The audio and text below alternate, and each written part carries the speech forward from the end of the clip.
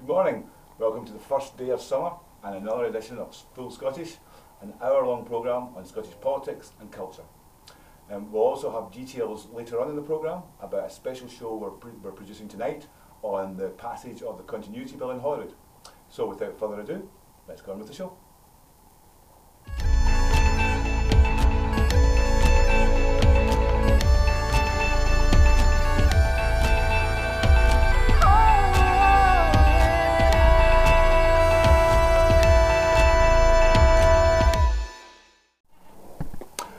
Good morning, I'm Richard Walker, welcome to the show. Our guests today include Keith Brown, Scottish Economy Secretary and a candidate in the SNP Deputy Leadership, and Lin Anderson, one of Scotland's best known authors, and the co-founder of the Scottish Bloody Scotland Literary Festival. We start off, as is now traditional, with our stories of the week or the day. Lin, can I ask you first? What's your story of the week? Well, I followed the hands round Parliament quite closely, although I couldn't be there. I had meetings on that day, but it was wonderful to see the collection of people, you know, circling Parliament, as well as the huge crowds in front of Parliament, because I find it very worrying that some of the powers of Parliament, or the Scottish Parliament, might be being removed from us. So I'm a big advocate of hanging on to what we've got. Keith, as I mentioned in the lead into the show, we had the Continuity Bill being passed in Holyrood today, which I guess makes sure that, or suggests that powers that are currently held over devolved power currently held in the EU get passed into Scottish law. How seriously should we take this attempted power grab by Westminster of, I think now there's something like 24 powers that are still in dispute, maybe 25? Well, that's right. Of course, there are those powers which should come back to Scotland naturally, but also we've had added to that by the UK government powers which they now consider to be reserved. So, for example, state aid regulation, which is not mentioned in the Scotland Act, very important in my area of work in the Scottish Government. And we were told if it's not mentioned in the Scotland Act, it is therefore devolved. So this is a power grab. It's a very real power grab, and the consequences of it can be very severe for Scotland, whether they decide to stay with regulatory compliance or going along with what the EU would do, or start to change things, perhaps even lift some of the protections for food and drink that we have here in Scotland. So it is a very serious issue, and that's why you've seen hands around the Parliament. That's why you've seen the action taken by Mike Russell in terms of the Continuity Bill to protect Scotland's position and the devolved settlement. Well, Lynn, you mentioned it as a fairly major event. I think there was something like 2,000 people there. Yeah. Difficult to know exact figures, but it's still significant. And I think that must show, do you think, a significant support for Holyrood in Scotland as opposed to Westminster? I suppose if it's a battle of two parliaments, there's clearly people who support Holyrood over Westminster in this case. Well, I think you also have to bear in mind 2,000 people or more there on a Friday when most people are at work. I mean, I would have been there, but I was working at that time. I had stuff I had to do and I couldn't get out of it. So if you know, had it been a Saturday or a Sunday, I think it would have been even greater. I do remember the march on the Parliament for us to stay in the European Union, and that was, it looked about the same numbers to me, and I was on that march. People have to go about their daily life, but that doesn't mean, like me, they're not watching all the time and being involved. I mean, I watched the whole thing on Twitter, and there was a wonderful, I mean, it was well recorded by live stream, which I get all the time. So I was in touch with it all the time. And the number of people who were doing that was large. So, I mean, the ones that can't be there are still there in heart. I certainly was. I think one of the most significant things about this whole issue is the support, which is pretty much cross-party with one notable exception. How important is it for Scotland to kind of unite around this issue? I think it's very important. We did have that unity earlier on in the process. Even the Conservatives seemed to come on board and say this is something that's worth defending here, and the UK government should make changes. And we all thought that we were going to make changes. The commitments that were made by David Mundell to bring forward amendments.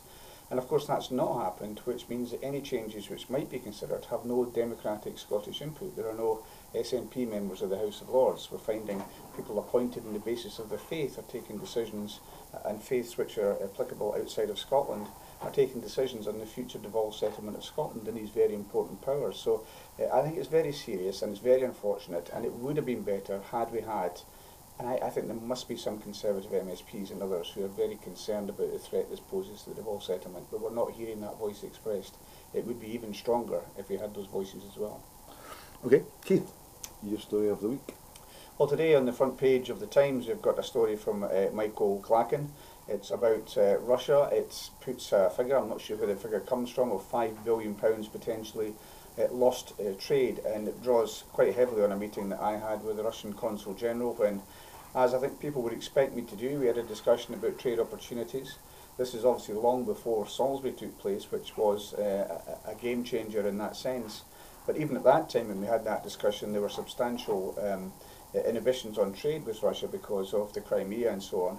But it's my job to try and get trade for Scotland, to try and get jobs with Scotland.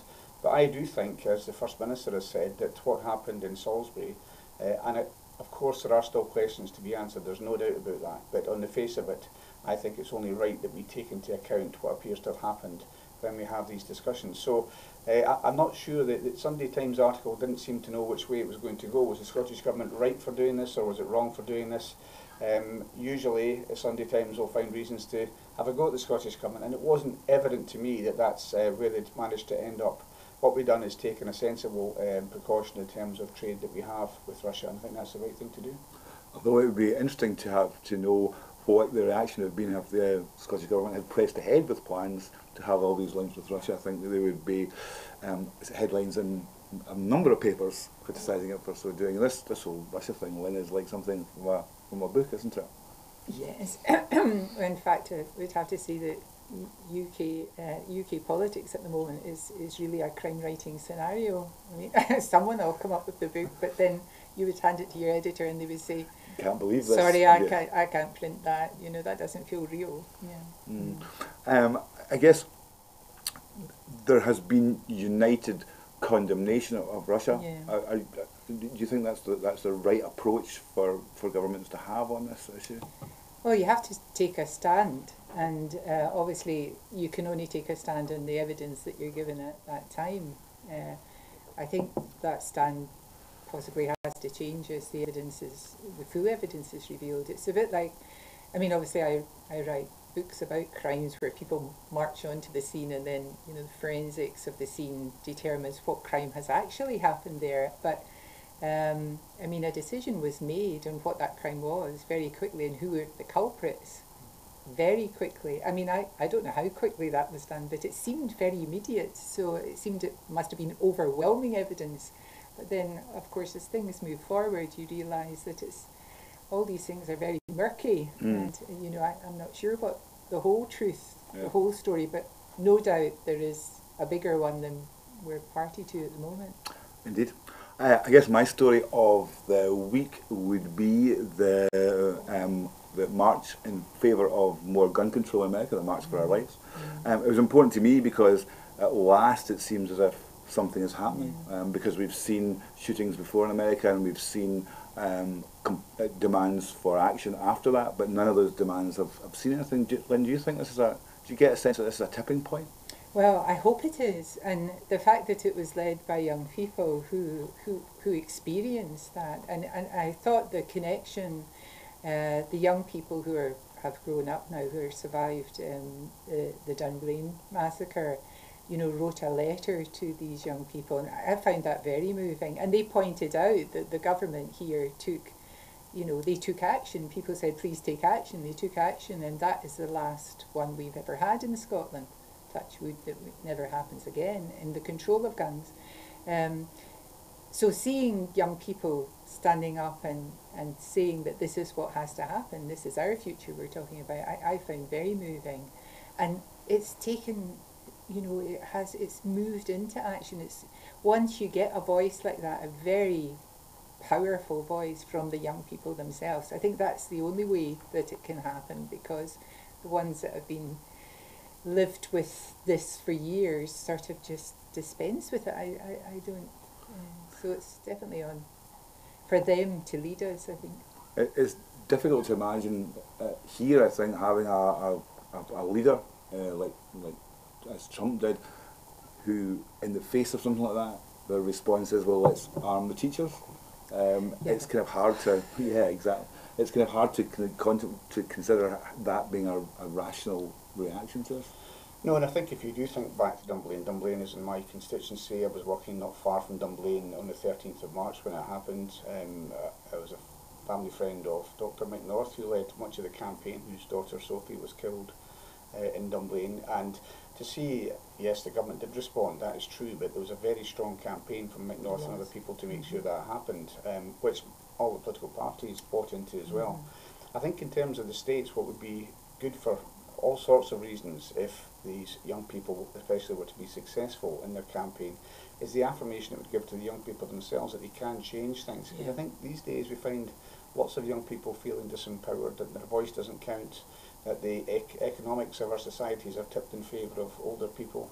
And I think the young people, especially those most closely affected by recent tragedies in the US, if it was to be seen that they were the ones that helped reach that tipping point and had real action taken, I think that would be hugely beneficial to the youth movement, both in the US and elsewhere as well. I mean, there's already been some reaction to it, some limited steps to control the widespread use of guns in America. But the great thing for me is that the young people themselves are saying, well, that's not enough. You know, they have to go. You have to go further, and they're very strong on that belief. So we'll wait and see how that develops.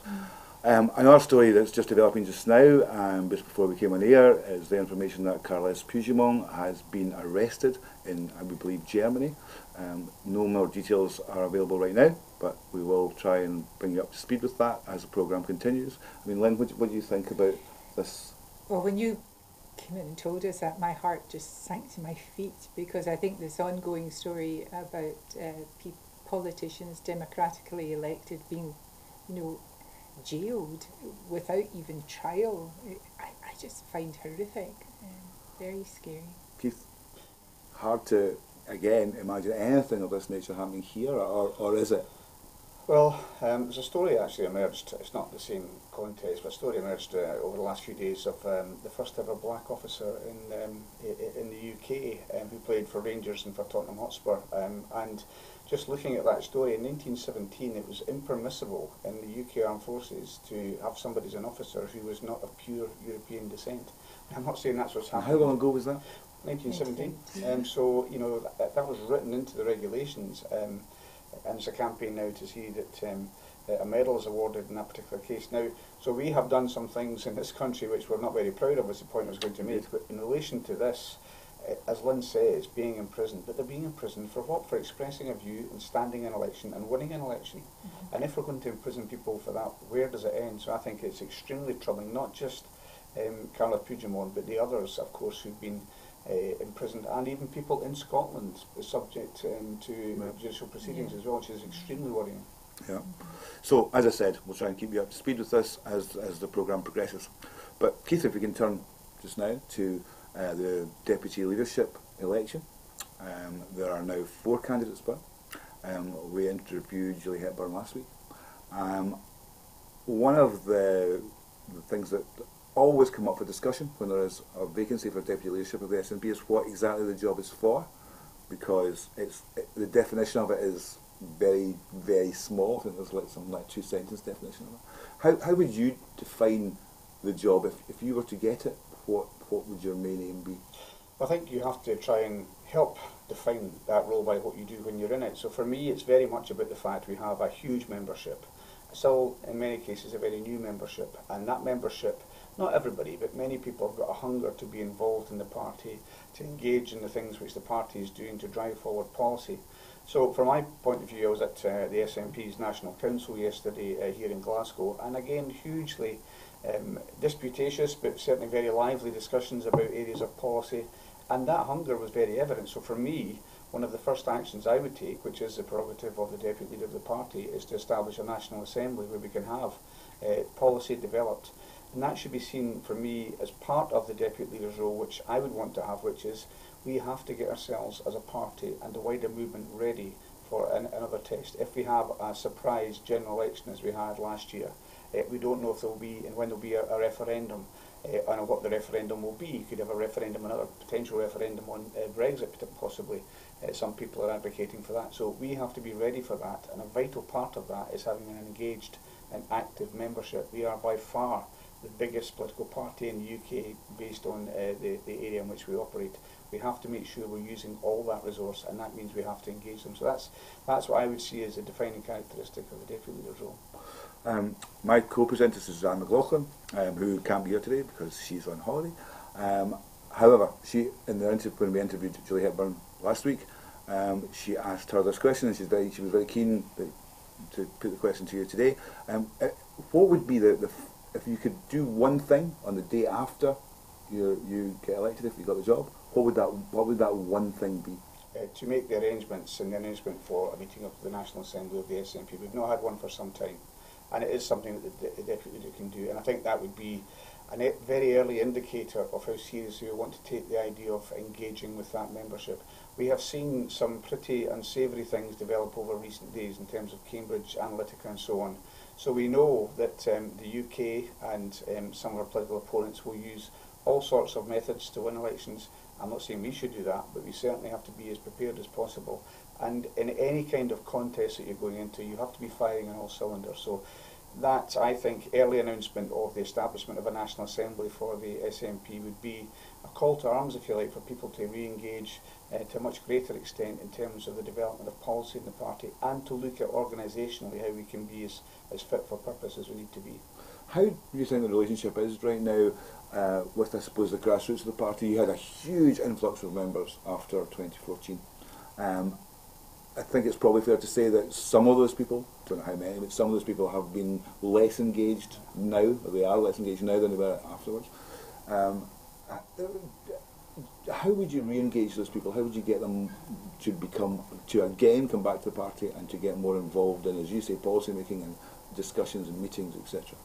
Well, I think that particular measure of establishing a National Assembly meeting is very important. But yesterday our discussion centred around the possibility of regional assemblies. And I think the opportunity to talk about politics, talk about things, for example, like the Continuity Bill, I'm not sure they're sufficiently served by the SNP having its existing structures such as National Council or National Conference. So I think many of those members that came, people come on different terms to join political parties, of course they do, and some want to have much more engagement than others, and that's perfectly legitimate. Some just want to pay a membership fee, express their support that way, and that's it. But the bulk of people want to join to talk about politics and things which are important to them. Now that might sound obvious, but most political parties will tell you the danger is that your branch meetings, your constituency meetings can become mired in the business of branch organisation, of administration, and we have to make sure we get the balance right, that people in that huge surge that we saw after the referendum have that appetite fed to be engaged in policy, and they want to feel they're making a difference as well. Do you think that, I suppose, the last election, last deputy leadership election, there were quite distinctive offerings from different candidates? It doesn't seem quite as clear-cut this time, would that be fair to say? Well, people say that, but I think I know each of the other candidates to varying degrees. Obviously I worked with James Donnan in the Scottish Parliament, and know of Julie Hepburn from the work she's done in the party, and Chris McElhenny. So we're not here trying to dramatically change the policy direction, the commitment of the SNP to independence or anything like that. So that's not what we're about. And I know there's an appetite in the media to have a kind of red and tooth and claw contest, because that makes for good newsprint. But what I think we're all involved in is seriously looking at how the party can best serve the two causes which we all subscribe to, one of which is to achieve sovereignty of the people of Scotland. We all sign up to that, and also to further the interests, every opportunity of the people of Scotland. So there's a lot more that binds us together and that we agree on than divides us. But I think despite that, I think there are very strong views from the candidates. For example, Chris McElhenny has picked up on the local government angle. Now, I stood 2 elections ago and I made a commitment then that I would want to see a particular resource for our councillors. I was a councillor myself. I worked for 19 years in local government, an extremely important part of the SNP, and building towards those 2 aims which I mentioned. So I would like to see some dedicated support for local government, and also closer working between the parliamentary groups that we have as well. It's difficult because of practical arrangements, but the more we can collaborate, the liaison between the two groups, the more effective it can be. So each of us will have our own particular points of view, and I think that's exactly as it should be. And I don't think any of the four candidates want to simply create a bun fight in order to serve some appetite in the media. What would you say to critics who might say, you're the Economy Secretary, you've got a pretty big job there. Do you have enough time or energy to devote to the deputy leadership as well as that job?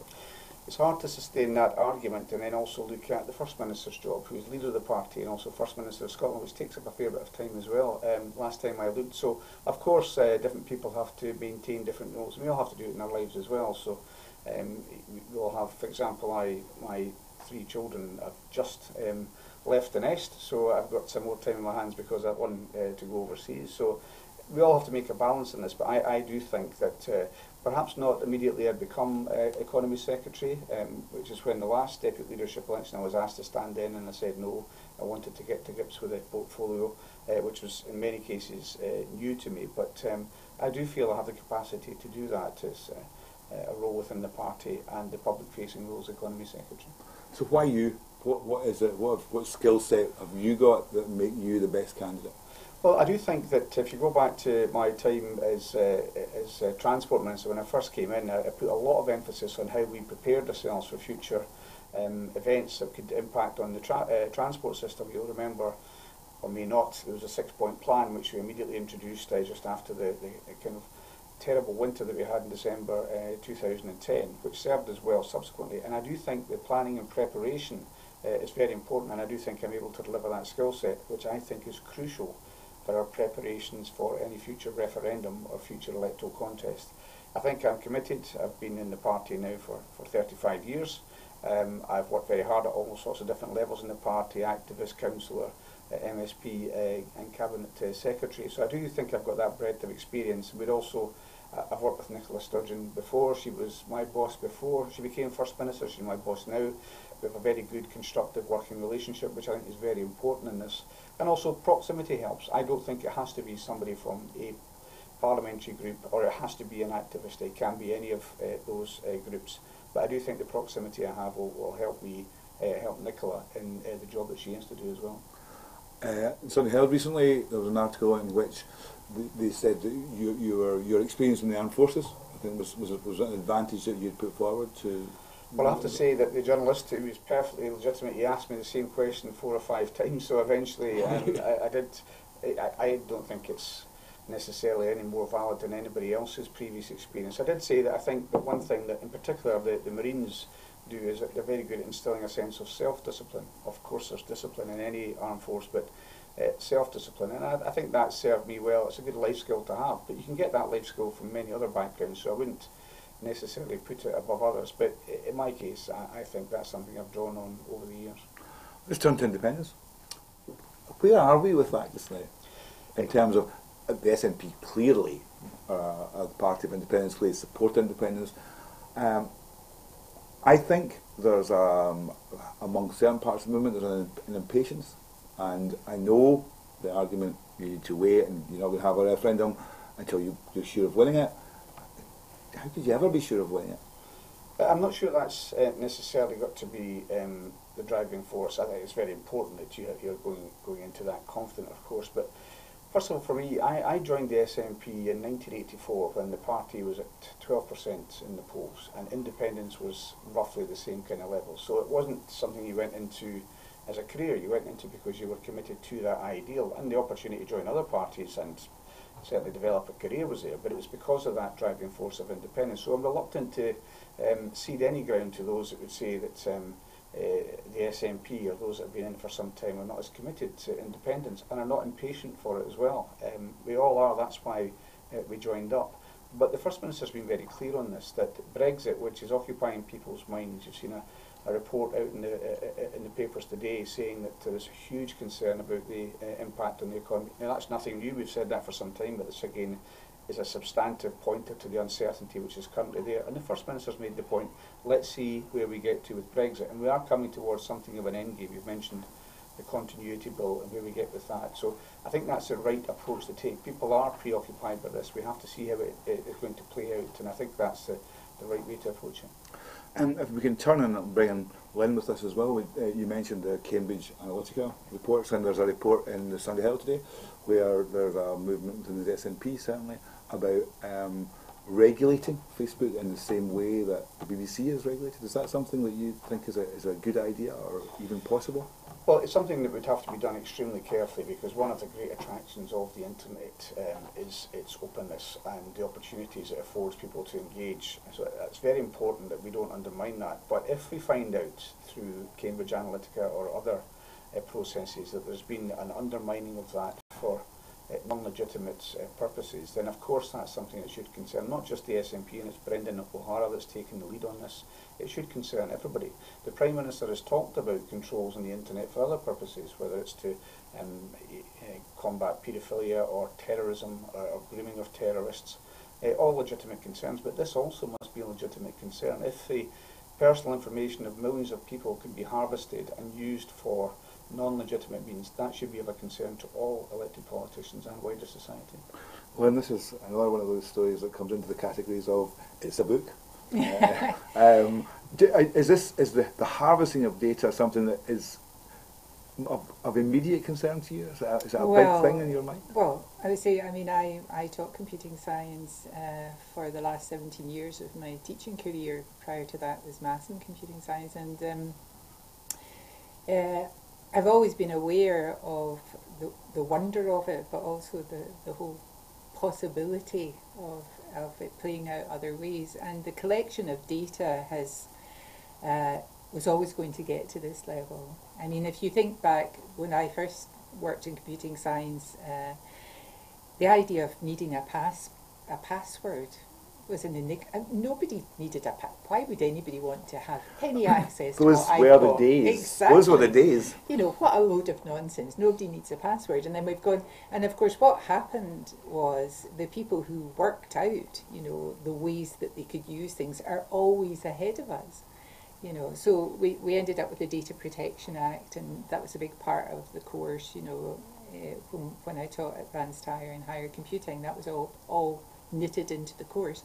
But of course even that becomes obsolete because the world moves so quickly. You know, that's one thing about the whole, and what's going to happen down the line we can't even imagine, or we can half imagine it. So the most important thing here is that our data, people's data, if they offer up their data to something, the Data Protection Act must protect that. Whatever is signed up to, whatever company uses your data should have signed up to the Data Protection Act, and they should be tested on that. But of course it's always ahead of the game. We're always catching up. But how are you going to manipulate people now? We still do it with newspapers, obviously, but we're going to do it online because people are all online all of the time. If you see them with their mobile phones walking about, that's the way they'll do it. It's interesting though, I don't know quite how they're going to regulate the internet or regulate Facebook in particular, and I guess Twitter would be how you do that in the way that you do with the BBC, because you don't need a license. No, and I should say it's really important that people access one another and talk to one another, and we learn things through Twitter that we will never be told with our national newspapers or our national television. That's absolutely true. Well, we talked earlier before coming on the air about the Hands Off Holyrood demonstration, which BBC didn't give a huge amount of time to. No. And you just walked in, I don't know where you got the information. Twitter. Yes. Twitter is actually the biggest exchange of information. I mean, there's other things happening that are cannot be so positive, but the truth is that's true of all life. That's true of newspapers, it's true of everything.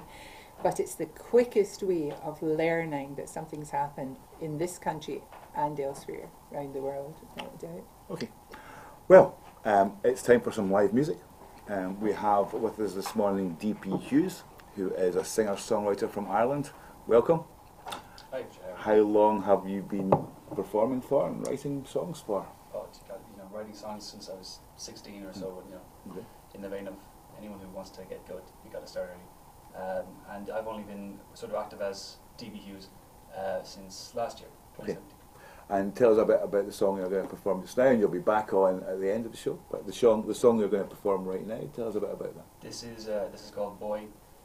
Wrote it over the course of around 2-3 years, and it's not terrifically happy, but hopefully it'll be emotive. Okay, looking forward to hearing it.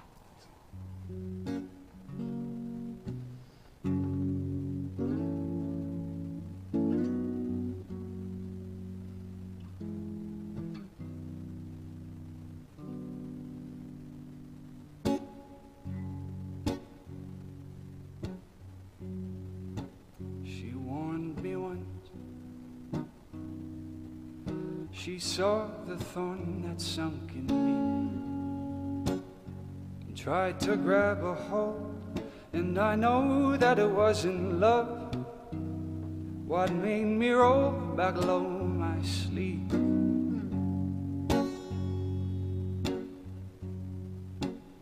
To nurse the ache. Oh, I am a mess. Most of every day spent cursing for old mistakes, slowly sober to long old regrets. Like every time my lips would smack, our whips do crack with new abuse. That another shit I can't take back has got me in knots, what won't let me lose. Though tearing at 'em has me close, I hope, not set as to whether the end of my tether is better than another rope. No, boy, you just got control. Don't pay it mind if you can't afford to. No, now think what'll that prove? So don't think about her. Don't give her time now anymore. Oh boy, she's not thinking about you. Set on the rock, on slate unchained, but for the marks I made, wishing so that the blood would have washed them all.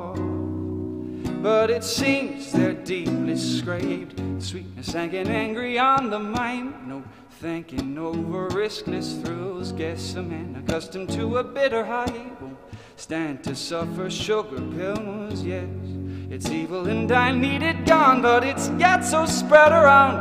I am clean and I am giving my best, but I worry to bury the worst means the rest in the ground. No, boy, you just got control. Learn to leave bad enough alone. You won't see the damage you do. So don't think about her, no. Don't give her time now anymore. Oh boy, she's not thinking about you. No, boy, you just got control. Don't pay it mind if you can't afford to. No, nothing, what'll that prove? So don't think about her, no. Don't give her time now anymore. Oh boy.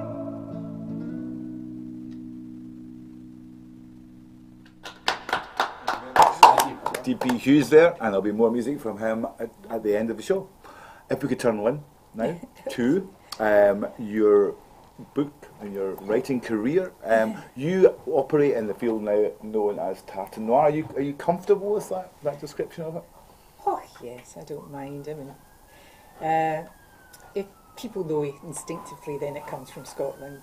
That's fine. Why is it Scotland? Why do you think Scotland has this taste for dark deeds, dark illegal Well, deeds? I think all countries do have, but the tradition of Scottish crime writing is quite uniquely different from south of the border, and it arises out of the whole dichotomy between the darkness and the light in people. I mean, we don't normally write books about wealthy people killing one another for the manor house or anything like that, and it tends to be not necessarily always contemporary, but really very socially aware as well. And I would say that Willie McIlvanney with the Laidlaw trilogy, most of the big well-known crime writers in Scotland will always quote Willie, and I would quote him too. Val and Ian McDermott and Chris and everyone will always mention Willie McIlvanney. And when he wrote Laidlaw, he wrote about I should say my own father was a detective inspector in Greenock, but Willie wrote about Laidlaw, and he said that Laidlaw was a man first and a detective second.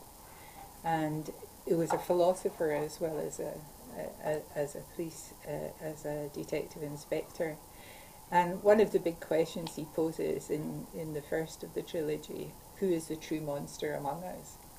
Why do people, end up doing what they're doing? And in fact, in Laidlaw, on the first page, who did the murder?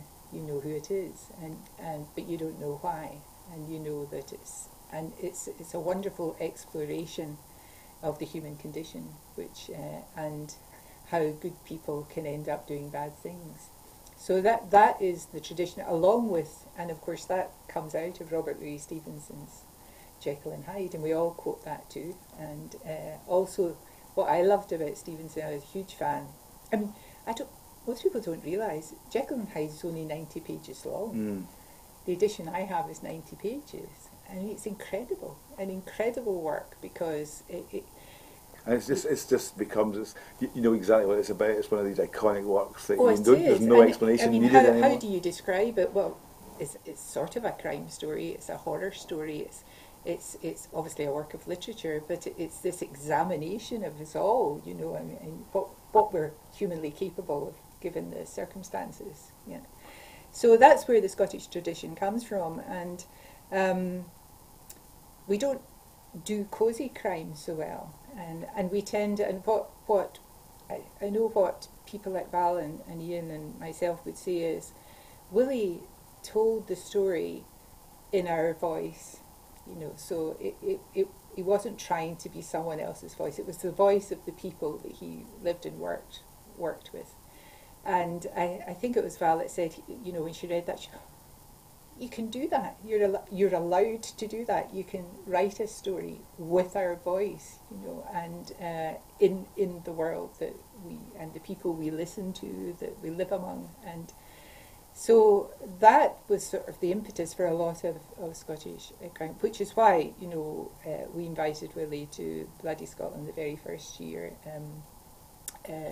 that we had Bloody Scotland, and the prize for Scottish crime writing every year is now the McIlvanney Prize for Scottish crime writing. Now, the main character in your series of books is Rona MacLeod, forensic scientist. It is. You've written 12 books so far, the 13th. Yeah. Unlucky for some, but hopefully not for you.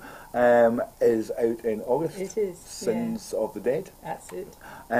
Rona Right. is a complicated woman in the way that Laidlaw is a complicated man. Which woman isn't? Well, there is certainly that. Yes. What were you trying to? Were you trying to think? Well, we need a female equivalent of Laidlaw, or was it? No, much more.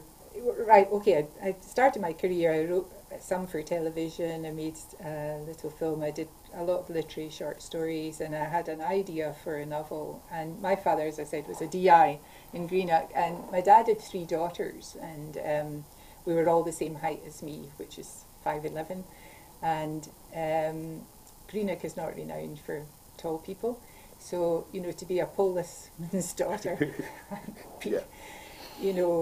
be our height, it wasn't easy to get away with anything. But apart from that, my dad, I'm sure most police officers do, you don't want to turn up at the scene of crime and discover that the victim is something to do with you or connected to you. That must be the worst thing ever.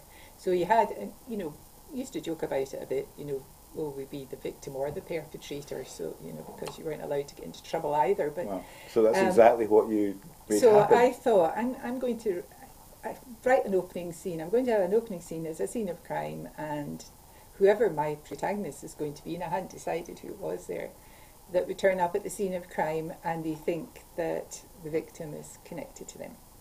And then I thought, well, who will that be? Who will turn up? Will I have a policeman? And, you know, I make a wee joke about that, you know, with angst and a drink problem, but, you know, my neighbour in Edinburgh has already kind of sewn that up with rebus. So, but I had taught for many years around Scotland, and I taught up in Grant Grammar School for a while, and one of my pupils there, my maths pupils there, Emma Hart, had gone off to become, had trained at Strathclyde in forensics at a time when, I mean, I didn't know what forensics was then, you know, and I thought, oh, that doesn't sound like a real subject. She should be doing maths or science or something, proper stuff. Anyway, she would come back to my home village of Carbridge, her mum was a friend, and talk about it, and she was really enthused by it. And it was a serendipity moment. I thought, oh, I'll make it a woman, and she'll be a forensic scientist. And in fact, when she turns up, it's a 17-year-old young man who has died in very difficult circumstances, but he looks so like her that she thinks he might be the son she gave up for adoption 17 years before. So that was the dramatic premise. So when I wrote DriftNet, I had no idea it would be a full, you know, series. Go on to become a series.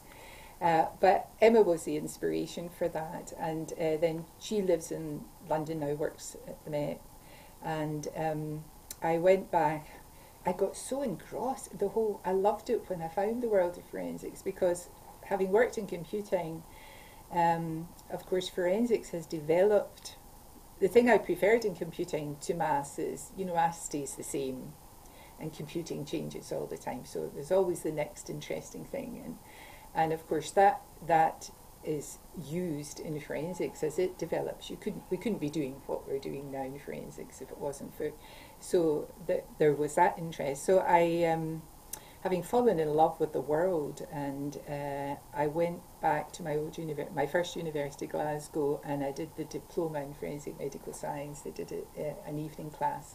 That's taking research to some degree, yeah. Best fun ever. And I saw an advert in the Herald, and you know, it said all the people who would attend this course, who would give evidence in court and everything, all the professionals and any other interested parties. And I thought, well, that would be me. And then it turned out my good friend and fellow writer Alex Gray had spotted it as well, so we went together. They said, of course, come along. Dr. John Clark, who headed it up, invited us along. So it's about 70 in the room, and just, you know, the two of us with our hands up all the time. And, you know, it was wonderful, because then that sort of opened up. We have a great relationship in Scotland. Scottish writers, crime writers, have a great relationship with Police Scotland and with all the professional bodies, the forensic services, and we all get help, you know.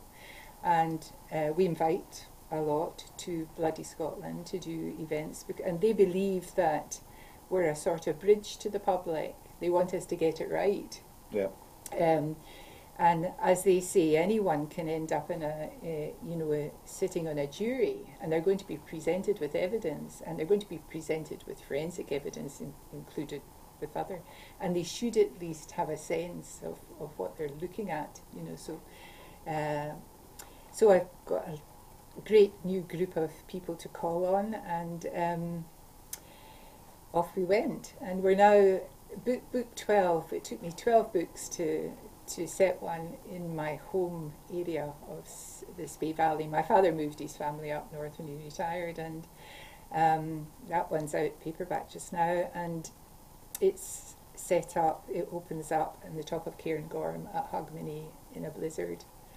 What could possibly go wrong, you know? And when I write an opening scene like that, then I contact the people I really need to speak to about it, and I went to see Lin Anderson, no relation, who heads up, is the leader of Cairngorm Mountain Rescue, and we had great conversations, and he told me something at that point that I hadn't known. Of course, when Cairngorm Mountain Rescue and any of the mountain rescue teams, any death on the mountain is considered a crime until proved otherwise. So when they're the first on the scene, so they're essentially the first forensic team on the scene. So they have to protect the scene and take photographs. And some of these locations are just, you know, most police wouldn't be physically fit enough unless they can get there by helicopter. So hugely important. So once you start talking to people, And of course, death at minus 15 degrees is different from death at normal temperature. So then you go... Weirdly, I didn't know that. Did you know? I didn't know that. Well, if I ask you the question, what temperature is your fridge at? No, pass. No. Cold. Yeah, exactly. Cold is good enough. It's the same temperature as the morgue, which is 4 degrees. Okay. People always imagine folk are all frozen, Yeah. but of course they're not. And thinking about the context, everything about forensics is the context. That's why you see these tents up for sort of 12 hours, because once you change that and take a body, you can't ever get it back. So you've got to get as much information. And then I contact Professor James Grieve, who's the forensic pathologist out at Aberdeen University, and he's a good friend, and I pose him a scenario about, and then I get back a sort of what could constitute a thesis about it. Right. Yeah, because he loves the puzzle, how did these people die in these circumstances, in this location, at this temperature, which isn't obvious. And so I never know what's going to happen after the first chapter. Is the first chapter you write, does it remain the first chapter always? Yeah. So you know exactly where it's going to be. And it's a sort of visual image. Right. And actually that one, I was up north sitting with my kids who are not young now, and we don't have a telly or anything. We were playing games and it was snowing outside, and that's when I looked out and I thought, wonder what it's like up Cairngorman. You're stuck up there because you can't get down in this kind of blizzard conditions. So I write the scene, and then that scene, I have no idea what happens next, except obviously some team is going to arrive and look at the context of it and try and work out what may have happened before. Yeah, and then it goes on from there, really. I mean, the Scotland is blessed with very many great writers, and very many great crime writers, which is, I guess, in an economic sense, Keith, that is a big boon for Scotland, really, isn't it? Well, it is, and I've attended Bloody Scotland last year, and that in itself is leading to economic ripples. people visiting certain sites in Scotland. Also, you've got the night bus that goes around Edinburgh, the only ghost bus thing. So and they've had a long time in Edinburgh. At least they've had these tours that they have. Yeah. But I was just struck by what Lynn was saying about William McIlvenney. I once picked them up when I just graduated, but I worked at nights as well because I had a young family by driving a taxi, and I picked them up in the taxi. And first of all, it struck me how gracious and courteous he was. Everyone asked him, did he give you a tip? Well, he did, but it was more his manner, the way that he dealt with people. I was very struck by. But it's such a Scottish question, isn't it? Well, Did he give you a tip? I think the point you made about it seems so authentic. He spoke as we would speak, and it was funny because that was around about the same time, just before perhaps the Proclaimers came on the music scene. He did the same thing. He suddenly realised, oh, you can sing like that, you can sing in that accent, and it meant something very different to you. I think in William McIlvenney, the big man, that certainly struck me at the time, but I was struck also by the Proclaimers. I mean, the fact that came as such a shock to us, I'm not sure what that says about Scotland, why we should suddenly be stunned to hear somebody speaking in our own language. Own voice, Bloody Scotland? Yeah. Started, how many years ago was it? This will be year 7, and I should say that it was 3 years in the planning. So, and it was Alex Gray and myself, we were down in Lincoln at a Crime Writers Association conference. And we were, it's become a sort of a legend now, but it was a second bottle of Prosecco. And we were saying, why are we always coming down here? When we've got these great crime writers, and we should do something in Scotland and invite people to Scotland. So that was the germ of the idea. And of course, you realise almost immediately that's a good idea, because if I say it to someone else, their eyes light up. They think, why aren't we doing that? That's really silly. And at that time, Ian Rankin was the biggest selling author in the UK. So, I mean, it was nonsense. So we got together a team, Jenny Brown, who was instrumental in the Edinburgh Book Festival and the City of Literature. She is my agent, and Alex's agent. She came on board, and we got together a great team. And it is all about teamwork. And off it went, and it's got bigger and bigger and bigger, and we really want to be part of the Stirling and the community. Last year we launched the Bloody Scotland anthology of 12 short stories with historic Scotland, and we opened up at the castle, at Stirling Castle, and then we had a torchlight procession down the hill. It didn't rain, it was magic. All down the hill. Someone likes you somewhere. Because, of course, it was a big anniversary for Rebus and for Val as well, 30 years of publishing. And we walked down, and, you know, all the locals came to join us. And it's become really a part of... And we know there's a big economic impact because we bring people from America, we bring them from all over Europe. And what a wonderful place to... And I should say that Alex Gray came up with a wonderful name, Bloody Scotland. Of course, now you look at it and think, well, it was obviously going to be a success. But I suppose when you launch something, you have you've no idea. So No idea. it'd be a bit nerve-wracking. It was totally nerve-wracking, yes. Paid off, though. But it did. Well, you have to take a chance sometimes. Yeah. And we had the talent. And as soon as we made up our mind to do it, we were... all the crime writers, the major crime writers in Scotland came on board and said, we'll come. And Ian Rankin at the launch said, Scandinavia doesn't have better crime writers than Scotland, it has better PR. And that's what Bloody Scotland was set up to address. I was at it this year, and we were queuing to get into the Albert Hall, and when's it going to start, and it couldn't start because Val McDermott was walking up talking to all the people in the queue. She went up, we had to wait till she got in, but it was a great event, right. And Val in particular, but also very keen to introduce other talent as well. Yeah. Big impact, as you say, in the economy in Stirling. Well, we are out of time. Thank you both. Thank you. Both our guests today. Just before I hand you back over to DP Hews, just a little plug for a show that we'll be putting out tonight, with featuring interviews with key players in the Continuity Bill. They include Mike Russell, the Brexit Minister, John McAlpine, who's convener of the Holyrood Europe Committee, Mark Ruskell of the Greens, and Neil Finlay, who is Shadow Brexit Minister for the Labour Party. We hope to get that out around about 8 o'clock, so look out for that. Thank you very much for joining us, and to close the show, DP Hews, what's this song? This one is one that I wrote the day after the Brexit referendum. It's called Frightening Times. I've played it over the last sort of year and a bit, and it's oddly, it dates every week now, you know, so it has to constantly undergo rewrites. Right. So So you have to keep adding to it and Yeah, adding yeah. another verse? At this point, it's 17 minutes. No. Excellent. No, it's a simple 4, and but yeah, it is. So if you look at it online, it won't be the same version you find, but hopefully that keeps it fresh. Where can they find your music? On Facebook or on YouTube right now. Okay. And if they're around Edinburgh, on the 28th of March, I'm going to be kicking off my pre-Summerfest season with a gig in Sneaky Beats. With a few other wonderful artists, Olivia, Lucia, and Khaled Al-Khaja. Well, thank you for joining us this morning, Thank you. and let's hear a song.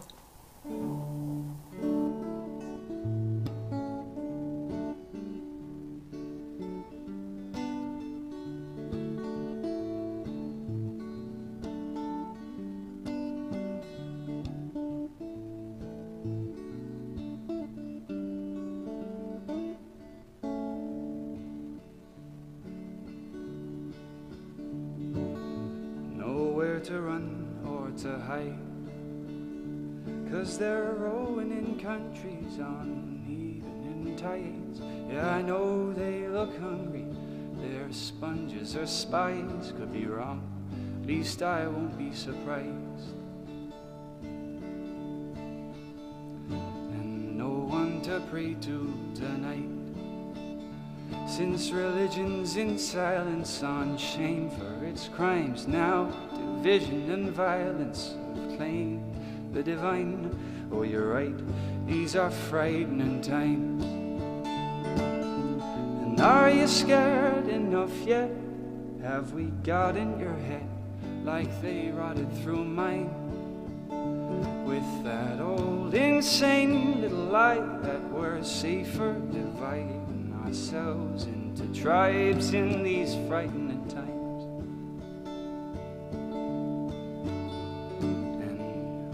it nag you awake?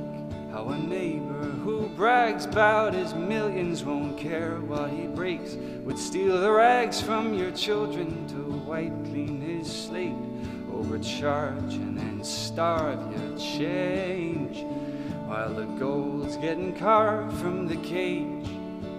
And we slave till our bones are worn bare, but can't complain, 'cause there's aliens and robots right there to replace us till nothing remains to be saved. And are you beaten and bled? Are you seeing in red? World that calls you to fight.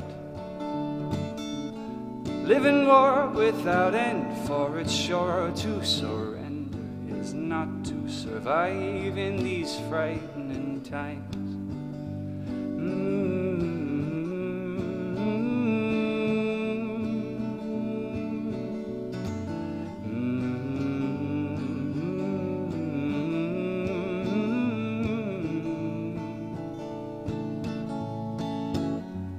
And danger all around, for some this life is lawless, and rage in every mouth of those that bear the cost. The price is paid in pain, and now the proud go seeking solace, always cheap to blame the weak and lost.